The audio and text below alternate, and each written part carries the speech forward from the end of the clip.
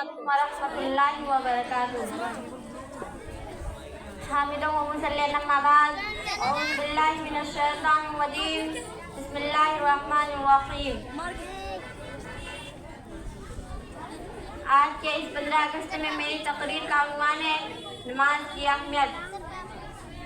मेरी बहनों, अगर कोई आपसे सवाल करे कि वो कौन सी चीज़ है जो सरवरे कौनैन सल्लल्लाहु अलैहि वसल्लम की आंखों की ठंडक है, वो कौन सी चीज़ है जो मुसीबत और परेशानी के वक्त एक मोमिन के दिल को सुकून पहुंचाती है, वो कौन सी चीज़ है जो इस्लाम की बुनियाद 5 अरकान में तौहीद के बाद दूसरा अहम रुकन है, तो यकीनन आप यही जवाब देंगे कि वो चीज़ नमाज है। जी हाँ, ये नमाज है। इसका जिक्र कुरान मजीद में 70 से ज़्यादा मकामात पर आया है। यही नमाज है जो मोमिन की मेराज है। ये नमाज है जो मुसलमान और काफिर के दरमियान में फासिल है। यही नमाज है जिसको जानबूझ कर तरक्की करने वाले की हदीस के रोशनी में कुफ्र का इर्तिकाब करता है।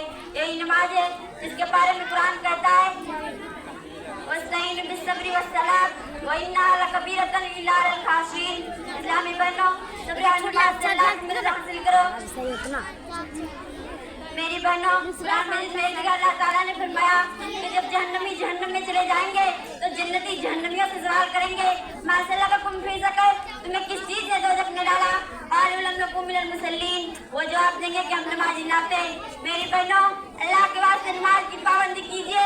आपको मालूम होना चाहिए कि नमाज वो वाहिद इबादत है जिसके बारे में मुस्लिम इंसान सल्लल्लाहु अलैहि वसल्लम ने फरमाया कि जब तुम्हारे बच्चे 7 साल के हो जाए तो इन्हें नमाज का हुक्म दो, और 10 साल के हो जाए और नमाज न पढ़ने पर इन्हें मारो।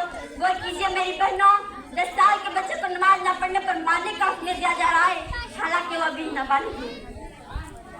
इसी चीज का शरीयत में मुख्तलिफ नहीं।